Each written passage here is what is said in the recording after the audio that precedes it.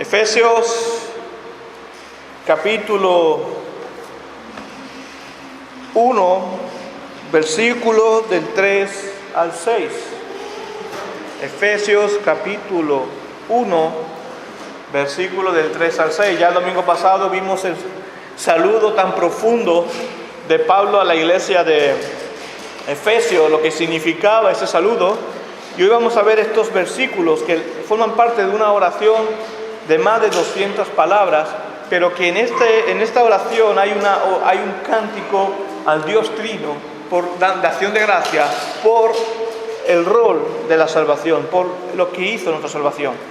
Y empieza la palabra del Señor, dice la palabra del Señor así: bendito sea el Dios y Padre de nuestro Señor Jesucristo, que por medio de Cristo nos bendijo con toda clase de bendiciones espirituales en los lugares celestiales.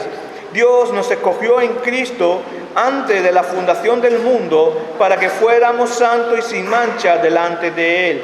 Por su amor nos predestinó para ser adoptados hijos suyos por medio de Jesucristo, porque así lo quiso, para alabanza de la gloria de su gracia, con la cual nos hizo aceptos en el amado.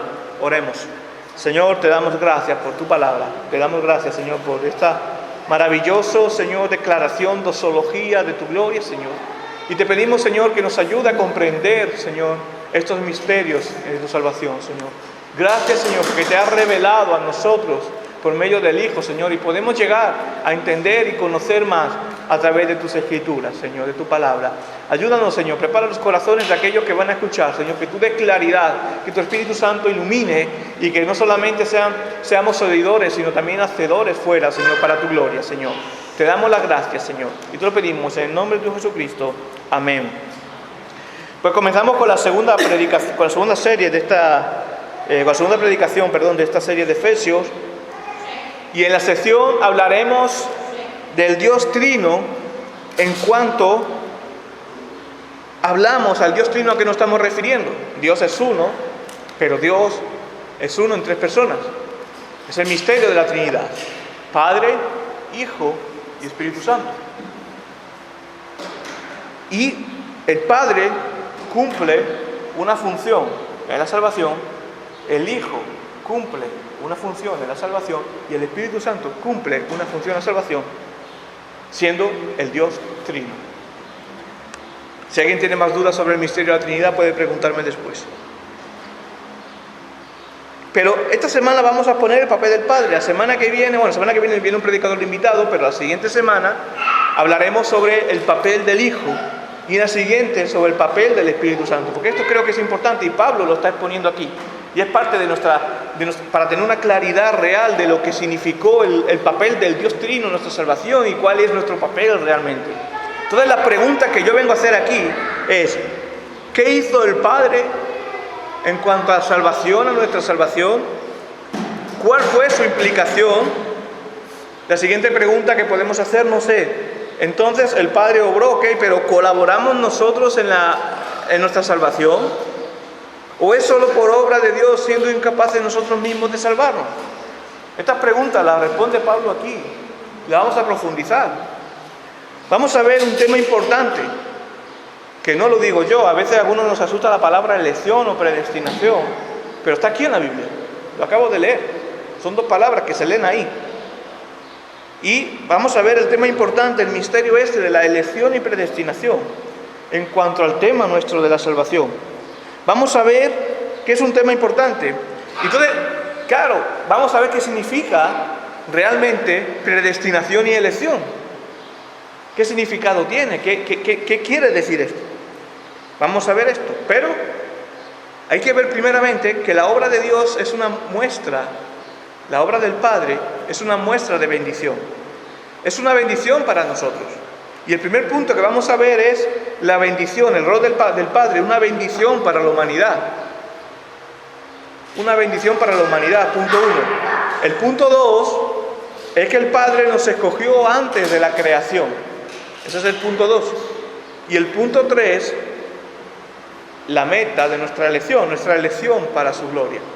Vamos a desarrollar este punto. Vamos a comenzar primeramente sabiendo que la elección del Dios Padre fue una bendición para la humanidad. Porque si Él no hubiera elegido a nosotros, ¿dónde estaríamos? ¿Qué sería de nosotros? Y empieza el versículo 3 diciendo: bendito sea el Dios y Padre de nuestro Señor Jesucristo, que por medio de Cristo nos bendijo en toda clase de bendiciones espirituales en los lugares celestiales. Pablo comienza con lo que llaman los judíos en los tiempos también de Pablo, una verajá. Una verajá también, como conocían los griegos, una doxología.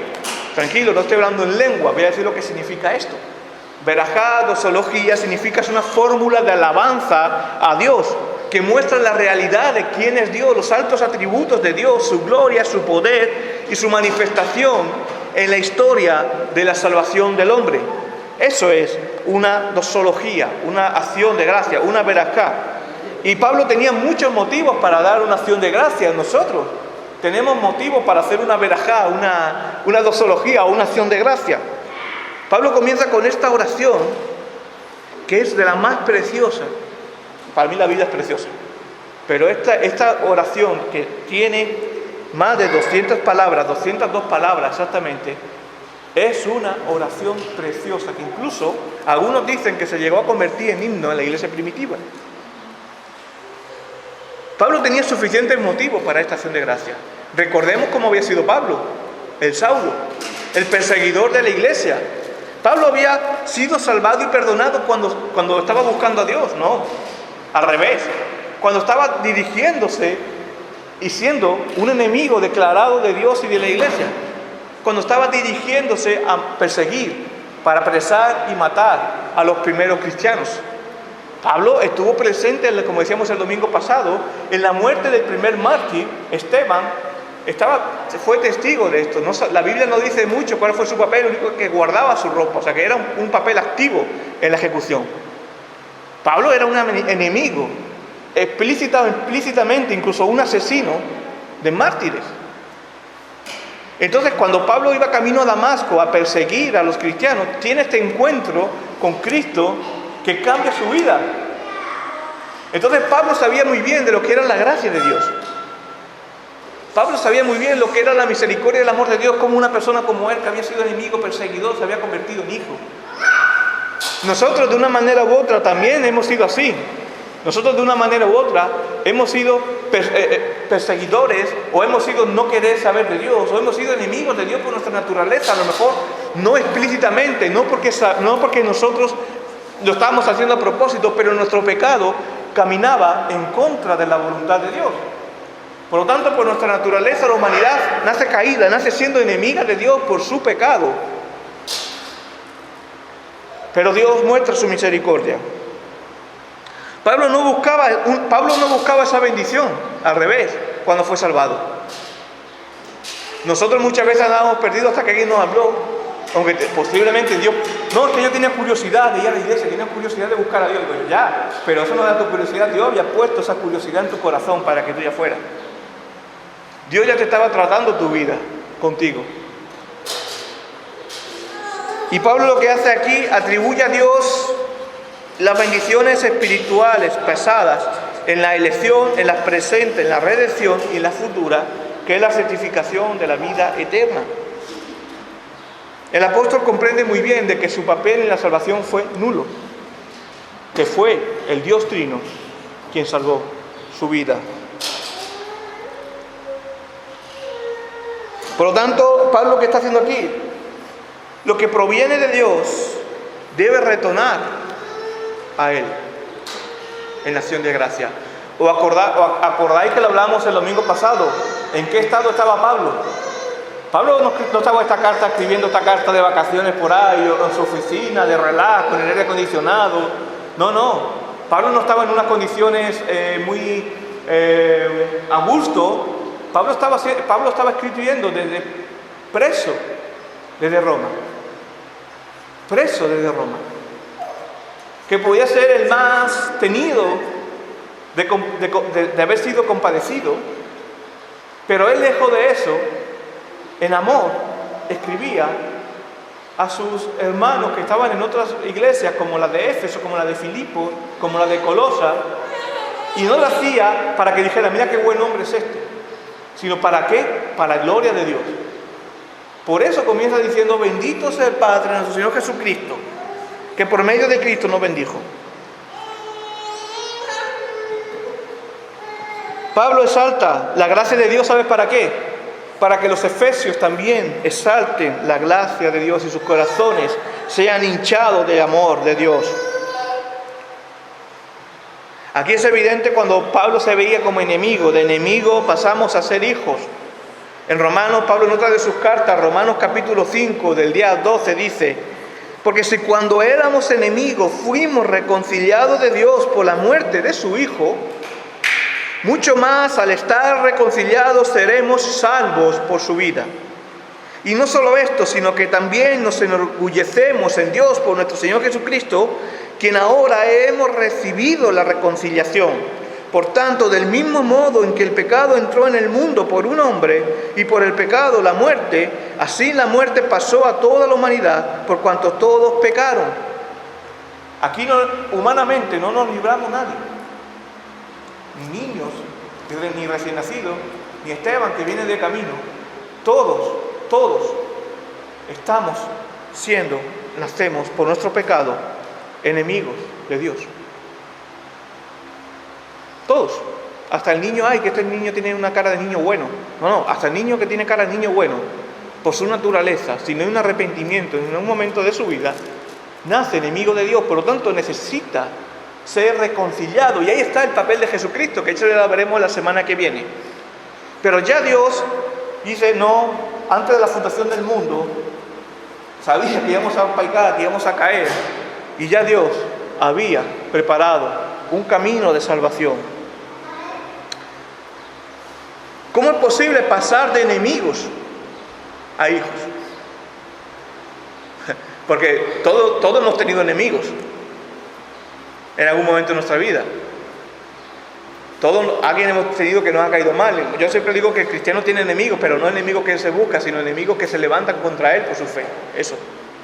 Pero todos tenemos enemigos. Imagínate aquel vecino que te hace bullying porque tú eres cristiano, o en el trabajo, o aquel familiar que no te habla. Todos tenemos enemigos.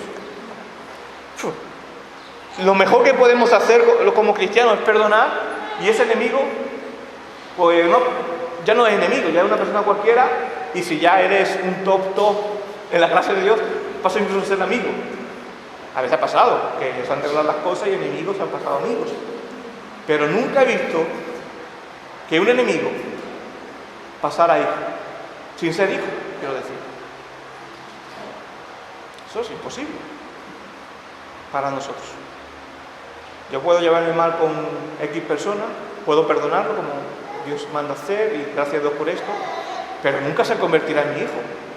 Nunca se sentará mejor en mi mesa como un hijo. Nunca lo trataré ni le daré el amor de un hijo. Porque quiero que entendáis el maravilloso amor del Padre, que no solamente nos perdona, que nos podía haber dicho: ok, Samuel, ok, X, ok, esta persona, tú has nacido ser humano por naturaleza, pecaminoso, yo te perdono, no pasa nada. Santa Pascua, como decimos por aquí. Pero no, Él nos perdona y nos convierte en hijos. Yo cuando pienso en esto digo: madre mía, qué desagradecido soy yo con mi Padre. Con mi Padre. Por eso es importante entender esto. Y aquí también se rompe un mito que nos hace creer la tradición o la sociedad que hemos creído. Todos dicen: no, hay dichos por ahí. Y yo escucho a algunos vecinos y todo: todos somos hijos de Dios. Bíblicamente no dice eso. Todos somos criaturas de Dios. Criaturas de Dios somos todos. Creación de Dios somos todos. Pero si dice que nacemos enemigos de Dios, ¿cómo vamos a ser hijos de Dios? Somos criaturas que solamente podemos ser hijos cuando somos salvados por medio del amado nuestro Señor Jesucristo y recibimos la gracia, el perdón y la misericordia de Dios. Ahí es cuando ya pasas de enemigo a hijo, pero no todos somos hijos de Dios. A mí me gusta, no quiero parecer más moral que Dios. Dios sabe por qué hace las cosas. Pero yo creo que a todos que aquí estamos evangelizando, estamos trabajando la obra, nos encantaría que todo el pueblo, todos los santos de Maimón, toda la comarca fueran hijos de Dios, que Dios salvara, pero ahí yo no me meto porque eso es cosa de Dios. Nosotros tenemos que hacer nuestro papel de iglesia. Pero a Dios le ha placido que tú seas hijo suyo, de enemigo a hijo. Hermano, por eso me cuesta cuando yo pienso esto. Yo mismo lo que voy a decir ahora, lo digo porque yo también me he hecho un autoexamen esta semana, cuando yo preparaba la predicación. Y es difícil entender cómo somos nosotros los seres humanos. Que habiendo conocido, y hablo a los cristianos, que habiendo conocido la maravillosa gracia y bendición de Dios, sabiendo que sobran motivos para dar gloria a Dios, para hacer acción de gracia, demos tantas veces de lado al Señor. No queramos orar ni siquiera al Señor cuando hemos sido salvados, que preferimos muchas veces otros planes que darle acción de gracias a Dios. Y la acción de gracias a Dios, por eso comenzaba al principio, la acción de gracias de Dios comienza estando aquí en el culto. ¿Y cuántas veces parece que el culto es la tercera, cuarta opción para un domingo por la mañana? No nos puede nada separar del amor de Dios. Y decimos a boca ancha, no nos puede separar nada del amor de Dios, pero somos nosotros los que cada día ponemos barrera entre Dios Padre, que ha dado a sus hijos por nosotros, y nosotros mismos. Cualquier cosa ponemos que nos aleja de Dios. Y después decimos, nada nos puede separar del amor de Dios. Pero somos nosotros los primeros que construimos castillos y muros para estar lejos de Dios. Cualquier cosa vale. Cualquier cosa, cualquier plan, cualquier estado físico, cualquier cosa vale.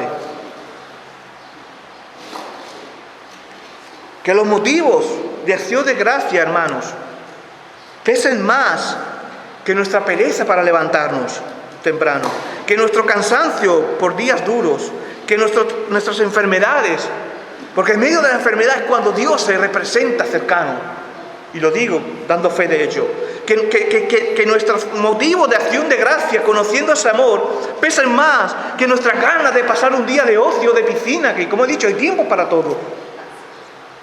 No tenemos suficientes motivos, hermanos, hoy.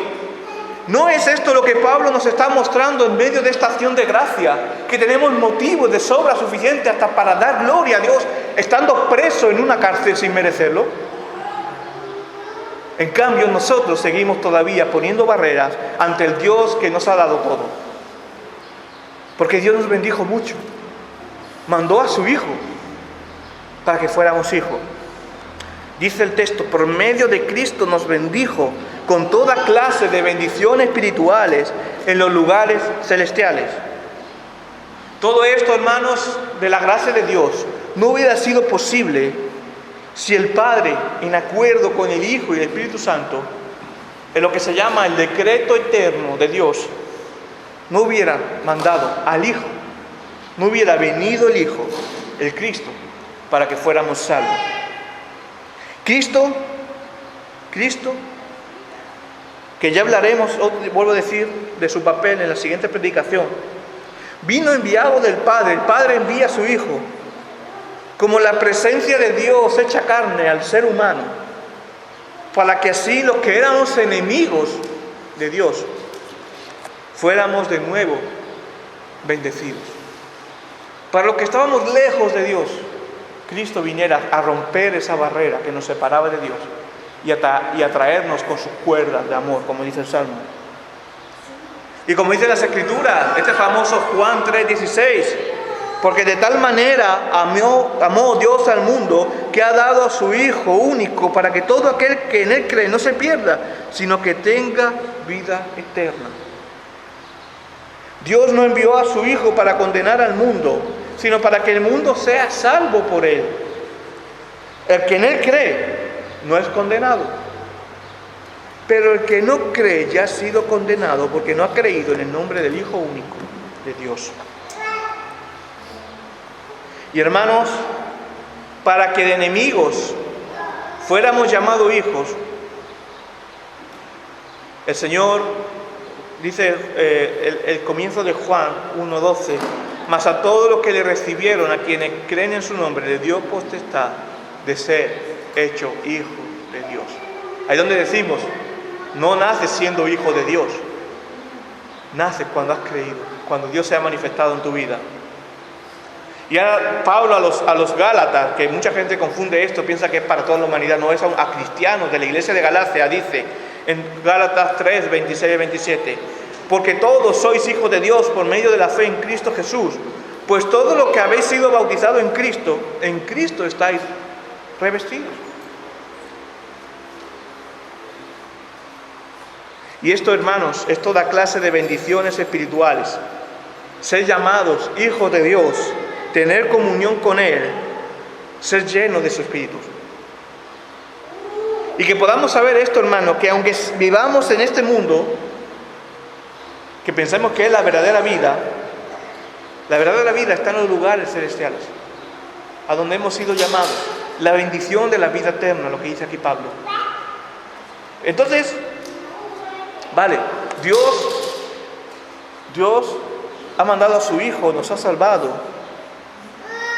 pero ¿fue por qué razón? ¿Por qué razón nos salva? ¿Por qué nosotros tenemos esta bendición y otros no? Incluso familiares. ¿Por qué ellos sí, porque otros no? ¿Por qué yo creo? Porque yo he recibido la gracia del Evangelio, por lo que otros no. Eso es un misterio. Pero lo que tenemos que tener claro es que si tú estás aquí, es porque Dios te escogió.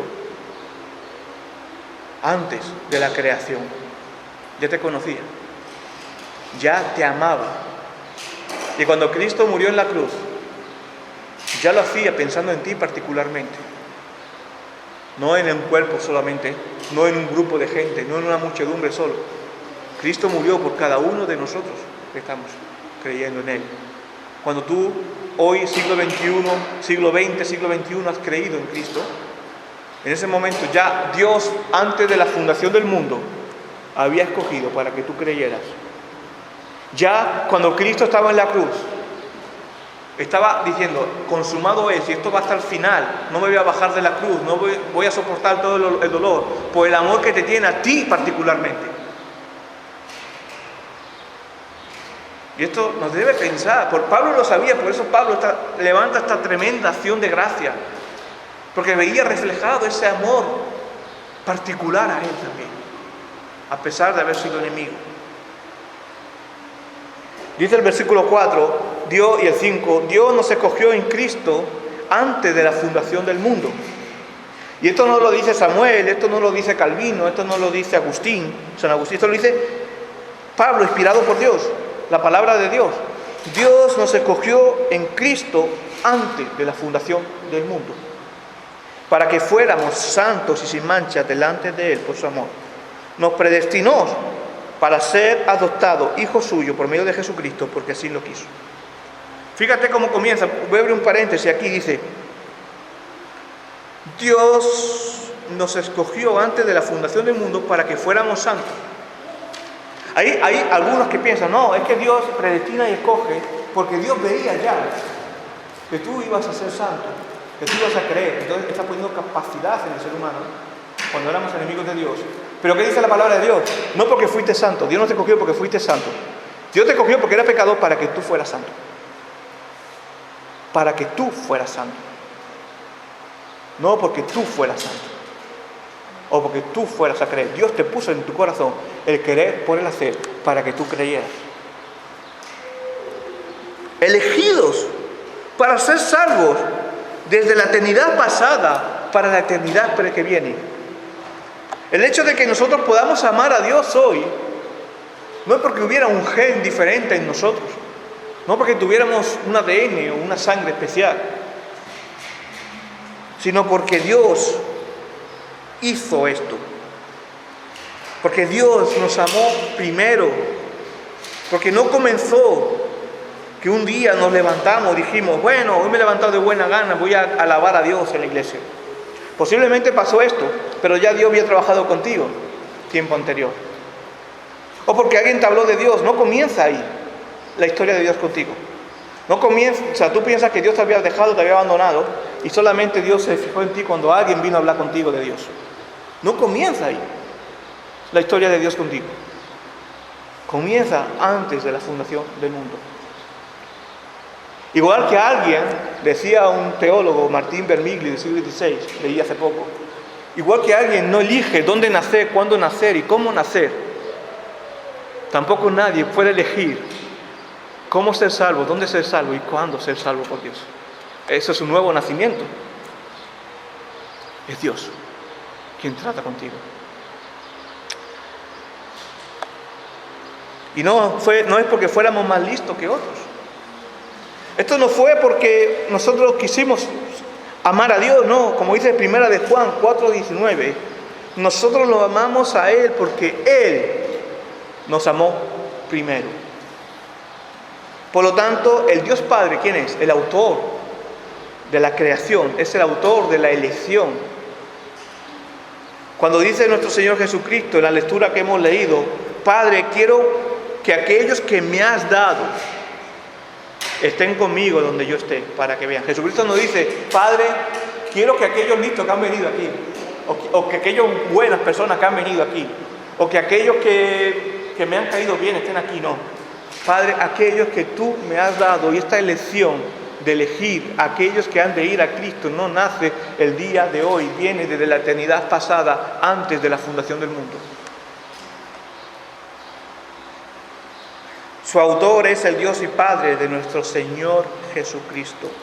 Su naturaleza es elección de amor hacia su pueblo.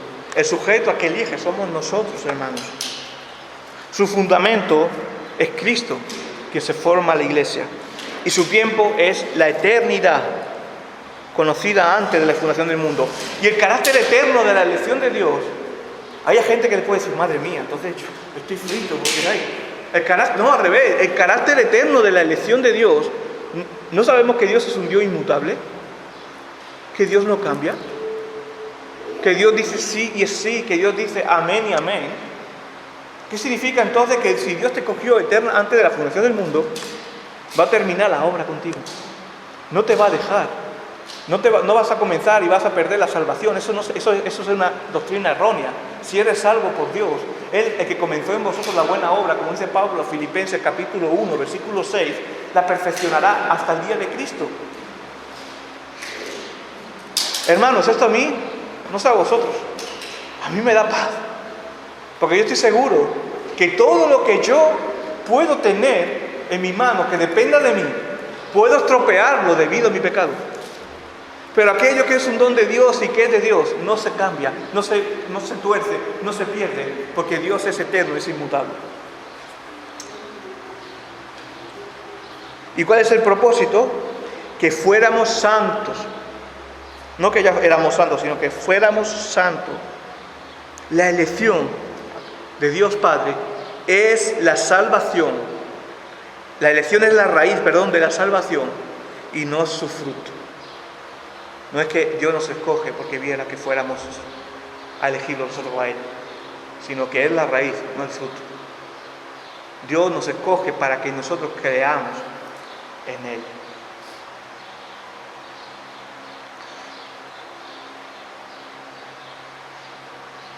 Y Él nos amó y predestinó. Predestinar no significa que también, aunque me ha implicado, predestinar no es solamente preconocer. Obviamente Dios conoce todas las cosas, todos los tiempos. Pero predestinar significa eso, determinar, predestino. Él que destina antes de la fundación del mundo. Dios sabía ya dónde ibas a nacer, cuándo ibas a nacer, cómo ibas a nacer. Igual que Dios sabía cuándo tú ibas a creer, cuando tú ibas a ser salvo. Obviamente no somos marionetas, tenemos una cierta libertad estamos hablando de la salvación, no de la santificación. Pero lo que requiere la doctrina de la salvación, Dios tiene control de todo. Dios es el que hace la obra en ti.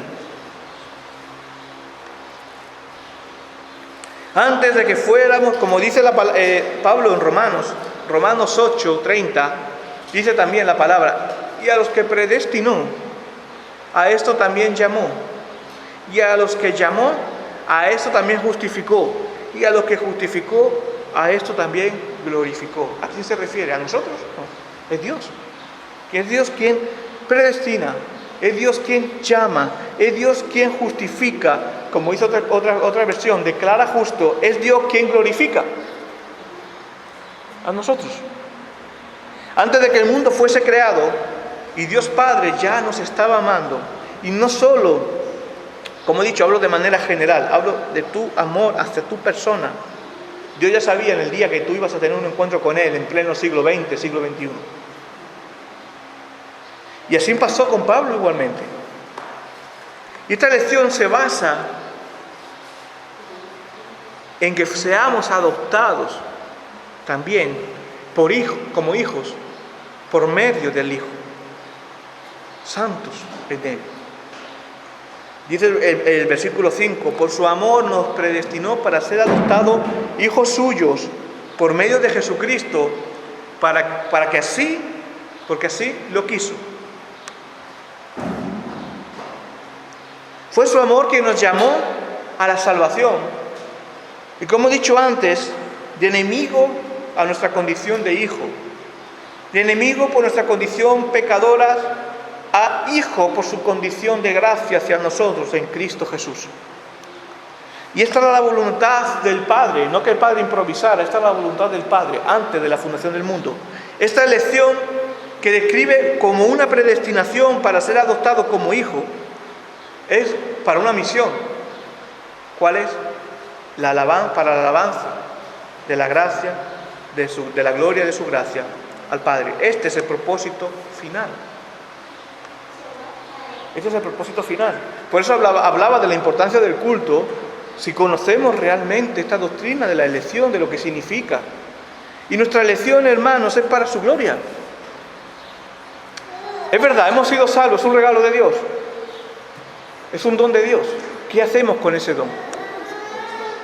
¿Qué hemos dicho antes de comenzar el culto? Todas esas bendiciones que nos da Dios, de una manera debe retornar a Él con la oración, súplica, agradecimiento. Debe retornar a Él. Todo lo que tenemos es de Dios. Por eso no creemos solamente en un diezmo, creemos que todo lo que es de Dios. O sea, ya lo usemos como lo usemos, que Dios sea buen administrador del tiempo, de la finanza, de los hijos, de los trabajos. Todo lo que tenemos es un don de Dios y todo debe retornar a Dios en acción de gracia a Dios. Esta semana yo hablaba precisamente a raíz de esta palabra, hablaba con Sandra y yo le decía, Esteban es para Dios. Porque todo lo que Dios da es para Dios. Para su gloria, para su honra, para su alabanza.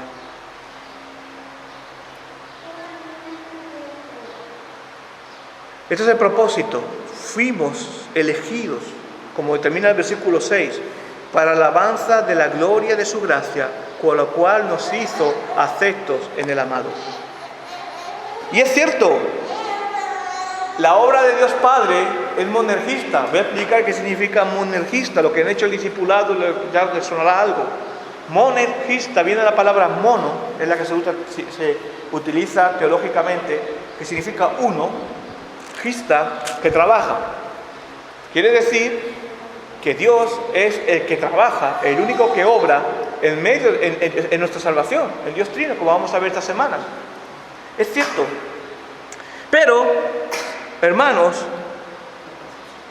la santidad, nuestro camino de vida, es sinergista, que es otra palabra en griego, que significa, que viene de griego, que es sine, colaboración, varios que trabajan en la obra. Dios nos ha dado la salvación, sí, pero ¿qué hacemos con esa salvación ahora? ¿Qué hacemos con ese don? ¿Lo guardamos como el de los talentos, lo escondemos? ¿O obedecemos la voluntad de Dios, que es reunirnos en congregación, en una iglesia, y no solo eso, hacer vida, vivir vidas que glorifiquen su nombre? Eso, hermanos, es importante. Si ya conocemos la obra de Dios Debemos saber también vivir vidas acordes a esta gracia, a este llamado. Y este comienzo de nuestra comunión con Dios comienza aquí en el culto. Sí, es verdad, hermanos, venir al culto no te hace salvo, no te salva. Pueden venir personas que lleven 50 años en la iglesia y no haber tenido un nuevo nacimiento. La silla no salva.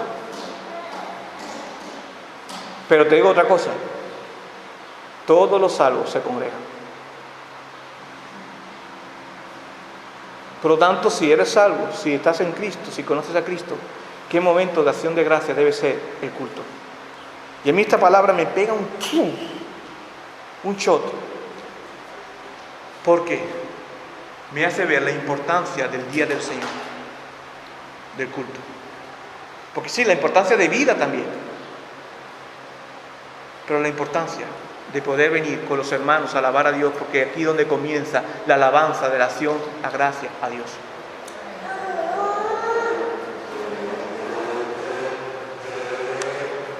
Si en ti falla esto, si no hay vida de oración, si no te congregas por cualquier cosa, poniendo antes de cualquier cosa, hay dos cosas, yo pensaba también, puede ser por dos cosas, o no ha entendido realmente lo que significa la elección, lo que significó la obra del Dios Padre en nuestra vida, del Hijo y del Espíritu Santo, la obra de salvación de tu vida, o tu corazón está inclinándose a otros ídolos, no cumpliendo el propósito por el que Dios te salvó. Es decir, estás menospreciando la sangre del mismísimo Cristo, y esto es pecado. Por eso Pablo decía, no tengáis por costumbre como hacen aquellos que no se congregan. Por eso, tanto Pablo como los predicadores bíblicos en la historia han hecho hincapié de la importancia del culto como un momento solemne mandado por Dios de dar la acción de gracia por esta obra del Padre en la salvación. Y esta obra que continúa, debe ser continua día por día. Pero ahora tú me dices, yo no me congrego, yo puedo tener la vida en mi casa de oración. Pero hermanos, el que es salvo quiere estar con los hermanos, quiere congregarse, quiere adorar a Dios. Y como digo, hay excepciones, fíjate, yo he estado varios domingos sin poder venir porque he estado enfermo. Pero ahí donde esté, cuando no se puede, ahí donde estés, adora al Señor. Adora al Señor, no te quedes un domingo tirado a la Bartola, como decimos nosotros, porque si Dios te ha salvado, o una de dos, si no lo haces, es porque no has entendido bien el Evangelio, o porque estás inclinándote hacia otros ídolos o al yo. Tú algún día no puedes venir al culto, estás enfermo, estás de vacaciones, yo me voy pronto de vacaciones, también lo digo. Pero allí donde sea, el día del Señor, el domingo, aunque seas tú en tu intimidad con Dios, adora al Señor. Si no puedes, hay también la reunión de oración, que es importante, ese oasis de paz. Pero adora al Señor, busca al Señor, conoce al Señor, que es lo que ha hecho el Señor con tu vida. Por eso tanto Pablo como todos esos predicadores han dicho esto. Y como he dicho antes, congregarte no te salva, pero todos los salvos se congregan. Porque es la forma que Dios ha diseñado en su plan para comenzar a rendir alabanza a su nombre. Entonces, si has entendido la obra de Dios en tu vida, tendrás ganas de congregarte. Y darle culto a todos los contextos posibles, en todos los contextos posibles. Si Dios es segundo plano y hay otra cosa más importante en tu vida, arrepiéntete y mira la gracia de Dios. Yo te llamo a que te arrepientas encarecidamente. Si hay algo que te separa del culto de Dios, si hay algo que no buscas a Dios en tu vida, si no oras, si no lo buscas, si hay cosa más importante en tu vida que Dios, porque después de ver la maravillosa obra del Padre para que seamos salvos, que no solamente nos salva, sino que nos convierte en hijos, hermanos, si no lo haces, hay algo falla. Yo tengo que confesar, a mí me cuesta muchas veces también levantarme y venir al culto. A mí me cuesta a las 8:30 engancharme al internet. Fíjate, lo estamos poniendo fácil, que ahí está para internet, o sea, te puedes meter por Zoom. A mí me cuesta el primero. Como dice el Salmo, Alice va llorando, pero a raíz se viene cantando. Al venir se viene cantando. Cuesta al principio, porque es tienes que luchar contra tu propia carne para esto. Tienes que decir no a otras cosas que te están tirando para esto. Pero qué maravilloso, qué bendición se siente cuando uno ora, cuando uno adora, cuando uno está en comunión con sus hermanos, porque sobre todo está en comunión con aquel que le ha dado la vida. Y eso lo puede todo. Igual que me cuesta mucho en la mañana levantarme y salir a correr. ¿Sabe lo que me levanta? ¿Sabe lo que me mueve muchas veces salir a correr? Lo bien que me siento después. Y aunque me duele las piernas, pues voy a correr. Digo, solo por lo bien que me siento después. O cuando estoy nadando, no veas tú cómo tira la espalda y duele. Pero lo hago porque por el bien que me hace después. Pues esto, y mucho más importante, es igual. A veces cuesta ir al culto. A mí me cuesta, a veces me cansa y acabo agotado físicamente después de un culto. Pero lo hago, se hace, se debe hacer primeramente por agradecimiento a Dios. Y sobre todo que ya que somos humanos necesitamos trucos, hablo aunque sea por lo bien que te vas a sentir después. De adorar al Señor, de orar, de sentir ese amor genuino en tu vida. Hermanos, somos aceptos, porque hemos sido aceptos por su gracia y amor para la eternidad y gloria. Si Él nos ha escogido, si el Padre nos ha escogido, por encima de tu pecado, perdonándote tu pecado como perdonó a Pablo, que fuera un perseguidor y un asesino implícita o explícitamente, Él te ha salvado y te ha aceptado dando lugar en su morada, y Él te llevará a la gloria por amor, por medio de Cristo. Lo que te da, vuelvo a repetir, a veces me repito, pero porque quiero hacer énfasis en esto, lo que te da debe volver a Él en acción de gracia. Quédate con esto. En este caso, en forma de adoración, de acción de gracia. Esto lo sabía Pablo, lo vemos en su vida, en la cárcel, teniendo muchos motivos para preocuparse. Él se ofrecía a Cristo y a la iglesia. En el amor hacia los efesios, en el amor en esta carta que veremos. Por eso, hermanos, Dios Padre nos escogió, pero no nos escogió para que estemos en casa, para que estemos en nuestras comodidades.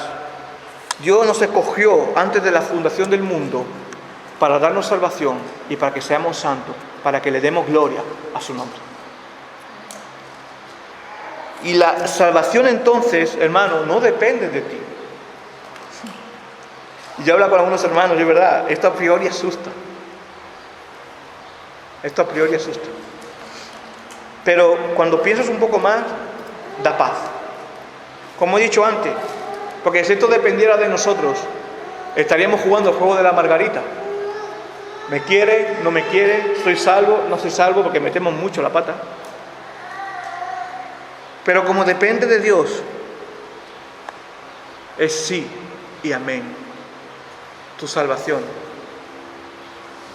es de Dios, que te la ha dado a ti, para que seas salvo. Para que seas salvo. Y no te digo, hay gente que viene a la iglesia y no es salvo, entonces se va, y entonces la gente dice, ha perdido la salvación. No, es que nunca fue salvo, como pasó con Judas. Judas estaba con ellos, pero nunca fue de ellos, porque nunca fue salvo. Entonces sí, esas personas se van. Pero si Dios empieza una historia contigo, ya te ha mostrado su amor, y estoy seguro, si estás aquí, estás en una obra de amor contigo, el que es inmutable, su amor es inmutable, su amor no cambia, su amor es eterno, hará, como dice Filipenses 1:6, el que comenzó en vosotros la buena obra, la llevará hasta el final.